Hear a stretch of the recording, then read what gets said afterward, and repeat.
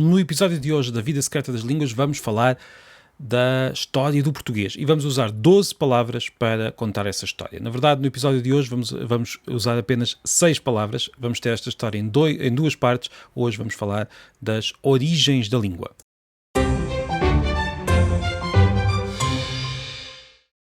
E começamos com a palavra estrela, que é uma palavra muito normal no sentido histórico, porque é uma palavra que seguiu o percurso de muitas das palavras portuguesas. E eu vou tentar explicar que percurso foi esse. Como sabemos, muitas palavras portuguesas começaram no latim, ou melhor, não começaram. Esse é um engano muito habitual. Nós dizemos que o português vem do latim, a história é muito mais complicada, porque o próprio latim já vinha de outras línguas, e entre o latim e o português temos também outras fases a que podemos dar outros nomes. Mas, simplificando um pouco a história, vamos dizer que estrela é uma palavra portuguesa e galega e parecida com outras, com a mesma palavra noutras línguas latinas. Esta palavra vem da stella do latim. Olha, esta palavra já vinha do proto-itálico, que era uma língua falada na Península Itálica, antes do latim, que deu origem ao latim e a outras línguas. O latim foi a que acabou por sobreviver e aquela que acabou por ser a mais importante. Portanto, a palavra latina vem do proto-itálico e esta palavra do proto-itálico já teria vindo de uma língua, de uma palavra ainda mais antiga, que se usava há uns 6.000 anos, que poderia ser algo como stera. É muito difícil de pronunciar esta palavra, nós não temos ideia, não temos a certeza como se pronunciava. Foi reconstruída pelos linguistas nos últimos 200 anos, mas ela existiu certamente e existe hoje. Temos descendentes desta palavra em muitas línguas, não só nas línguas latinas.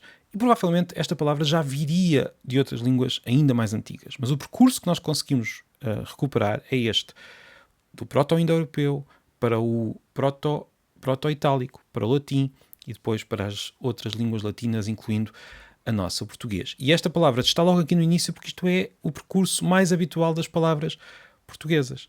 É este percurso que vem do latim, que já vinha destas línguas todas.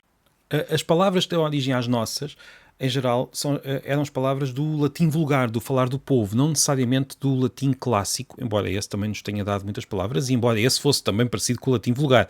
Não eram duas línguas muito diferentes.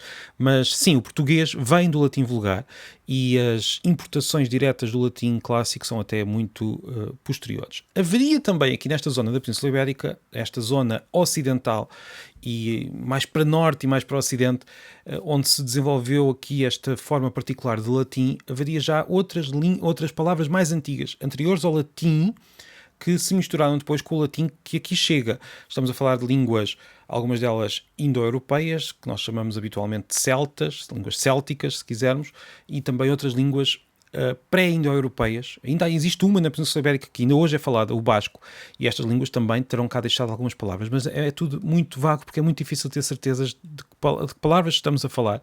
Há quem diga, por exemplo, que a palavra murchar terá vindo de uma palavra mais antiga que já cá estava antes do latim chegar, mas não temos grandes certezas. Por isso, esta parte da história está envolta em brumas muito difíceis de fazer desvanecer e temos de aceitar este facto.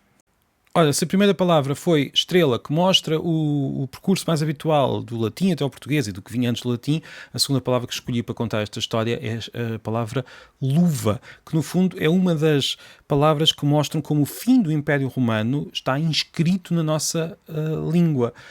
Luva é uma palavra germânica, não há muitas, mas é uma palavra germânica que nos chegou da língua gótica, trazida por aqueles povos germânicos que nós conhecemos, os visigodos e os suevos e por aí fora, uma língua que depois se perdeu, até porque estes povos começaram a usar o latim de forma muito rápida e muito intensa.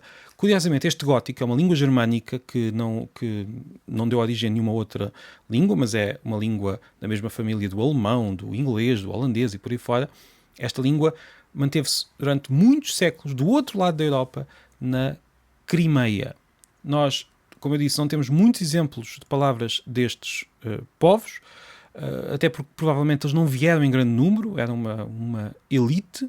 Os habitantes da península continuaram, mesmo sob o domínio destes povos germânicos, continuaram a ser hispanos, ou seja, consideravam-se ainda romanos a falar latim, mas um latim agora falado em reinos que tinham uma nobreza germânica. Luva é uma dessas palavras que mostra este passo da nossa história depois deste fim gradual, há que dizer, do Império Romano. Ora, a terceira palavra nesta primeira parte da história da nossa língua em 12 palavras é a palavra lua, que nos mostra algo que nós fizemos. É uma palavra que, tal como estrela, que veio, veio muito direitinha desde os tempos do latim até hoje. É curioso pensar como os nomes dos astros parecem ser daqueles nomes muito... Os astros que vemos parecem ser daqueles nomes muito sólidos, mas pronto, lua, tal como estrela, vem do latim, já tinha vindo do proto-itálico e por aí fora, como eu contei. Ora, o que é verdade é que esta palavra mostra aqui algo que aconteceu a muitas palavras aqui na zona noroeste da Península Ibérica. Algumas palavras começaram a deixar cair os N's e os L's. Estou a usar o nome da letra de forma muito pouco precisa, porque na verdade estamos a falar dos sons, não das letras. O som N e o som L no meio, entre vogais.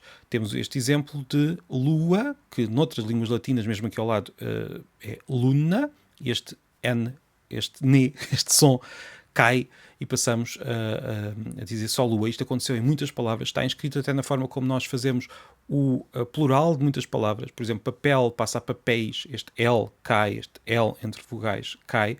Era provavelmente um erro de pronúncia do latim que se começou a espalhar e que se começou a cristalizar e tornou-se parte da nossa língua, e é uma das características mais centrais do português e do galego em comparação com as outras línguas latinas. No fundo, nós falamos latim, um latim deturpado, um latim que foi alterado. E o próprio latim também já era uma língua anterior deturpada e por aí fora. É um processo que continua. Assim se fazem as línguas da humanidade, e aqui em Lua nós vemos este processo que provavelmente terá ocorrido na segunda metade, provavelmente não, ocorreu na segunda metade do primeiro milénio depois de Cristo, não se sabe exatamente quando, mas foi essencial para criar a nossa língua. Ora, e a quarta palavra desta nossa sucessão é laranja, que é um dos exemplos de palavras que vieram através do árabe. Algumas delas vieram de outras línguas através do árabe. É uma palavra que mostra então o controlo muçulmano da Península Ibérica a partir do século VIII. Temos muitas palavras de origem árabe, como açúcar, como laranja, como azul, e já vamos falar de azul porque aí o percurso é bastante interessante. E podemos dizer que não há dia nenhum que um português não use palavras de origem árabe. São muitas e são muito comuns. Isto é mais uma prova de que a nossa língua e as palavras da nossa língua testemunham esta respiração histórica dos impérios para trás e para a frente, a força destas guerras e desses tempos. E há que dizer também que nós estamos nesta ponta do mundo antigo, nesta extremidade, e por isso íamos recebendo palavras de muitos lugares e misturando-as com o latim, que era o tronco principal da língua que veio a ser o português. Portanto, a história, no fundo, conta-se. As línguas do norte da península, no processo de guerra com o domínio muçulmano, começaram a descer em 5 faixas. Começar no catalão, depois temos o aragonês, o castelhano, o asturiano e o galego, e toda há nomes que são convencionais. O galego depois acabou por se dividir aqui quando digo galego, portanto, estou a falar desta faixa, e estou a usar um termo, mais uma vez, que não há muitas formas de chamar esta faixa. Como estou a começar lá em cima, estou a usar o termo galego. Esta faixa mais ocidente acabou por se dividir politicamente, e nós chamamos português a esta língua que veio por aí abaixo e que se misturou com muitas palavras árabes através da influência do moçárabe, que era o falar latino dos cristãos e não só, que estavam sob o domínio muçulmano. Portanto, estas línguas do norte misturaram-se com o moçárabe. Também tiveram uma influência direta do árabe, e muitas delas também andaram a trocar palavras. Nós temos algumas palavras de origem árabe que nos vieram por influência castelhana. A quinta palavra do episódio de hoje é azul, que é uma palavra que também nos chega pelo árabe, mas que tem origem persa, como muitas outras. Azul tem origem persa e chegou-nos até cá a bordo do árabe. O que é curioso é que o persa é uma língua indo-europeia da nossa família, da família do português, do latim, das línguas germânicas, das línguas celtas. Todas estas são línguas indo-europeias e o persa também é e deu-nos esta palavra, mas passou por uma língua não indo-europeia, o árabe. É como se o árabe fosse um amigo que anda a transmitir prendas entre dois irmãos, o que é curioso. Estas prendas são estas palavras. Já ouvi a teoria, e há muitas teorias nisto das línguas, de que azul não seria de facto uma palavra de origem persa, mas sim uma palavra amazigh. Nós chamamos tradicionalmente aos amazighs chamamos berberes, mas é o termo da própria língua, é amazigh, e podemos usar esse termo. São línguas do norte de África que provavelmente tiveram influência nas línguas ibéricas. As populações do norte da África já cá estavam até antes da invasão, daquilo que se chama tradicionalmente invasão muçulmana, e continuaram por cá, misturaram-se. É bem possível que haja muita influência destas línguas, mas é muito pouco conhecida, muito pouco estudada, e por isso não me faria muita confusão se viéssemos a descobrir que muitas destas palavras têm esta origem amazigh. Mas em relação a azul, em relação à palavra azul, a teoria mais consensual é de que vem do persa através do árabe. Há também muitas outras palavras persas, como eu disse, e vou dar só mais um exemplo, neste caso com um percurso diferente. Magia é uma palavra que vem do persa antigo, vai para o grego, do grego acabou no latim medieval, não no latim que deu origem diretamente ao português, mas o latim medieval, e o latim medieval emprestou, como se diz, esta palavra magia ao português. O português vai buscar magia ao latim medieval, que foi buscar ao grego, que foi buscar ao persa. E assim nós vemos como as palavras andam a navegar pelo mundo fora e como as palavras mostram viagens e mostram relações entre povos muito complexas e também muito interessantes. E às vezes são apenas relações ou viagens que nós conseguimos apenas entrever, não temos bem certeza de tudo o que aconteceu, mas conseguimos percebê-las olhando um pouco para estas palavras que ainda hoje usamos todos os dias. E chegamos à última palavra do episódio de hoje. Nós depois vamos ter mais 6 palavras no próximo episódio. Hoje é um episódio sobre a origem desta língua que chamamos português, e a palavra é mesmo essa, português. Quando o rei de Portugal começa, e quando a corte começa a usar o português também, mais tarde, como língua oficial, se quisermos usar este termo um pouco anacrónico, porque o termo oficial não era usado para isto, ninguém dava o nome português à língua. Era a língua falada pelas pessoas, era a língua do noroeste da península. Houve quem chamasse esta língua, ainda antes de ser chamada de português, houve quem chamasse galego, que ainda hoje é um termo usado na Galiza, como nós sabemos. No século XIX tornou-se tradicional chamar a esta fase da língua galego-português, mas isto é um termo muito posterior.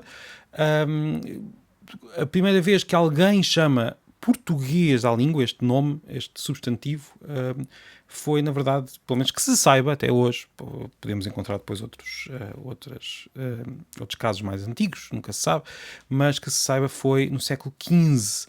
Foi Dom Pedro, um dos infantes portugueses das 7 partidas, o infante das 7 partidas, que ao traduzir uma obra de Cícero, no prefácio desta tradução, disse que estava a traduzi-la para português, e assim surge pelas mãos de um tradutor / infante o nome da nossa língua, já só no século XV, reparem. E foi a partir daqui que a língua, não por causa de alguém ter chamado à língua, mas foi algo, quer dizer, a partir deste momento em que se começa a ter noção de que há uma língua com um nome, foi também aqui que se intensificou a padronização da língua. Surgem gramáticas, muito por influência também aqui dos nossos vizinhos, que surgem as primeiras gramáticas do castelhano e nós vamos atrás. São das primeiras gramáticas de línguas europeias não clássicas, digamos assim, e surgem gramáticas, começamos a ter também imprensa, de repente a língua começa a estabilizar um pouco na escrita, um pouco, porque nunca foi muito estável, e então nessas épocas ainda menos,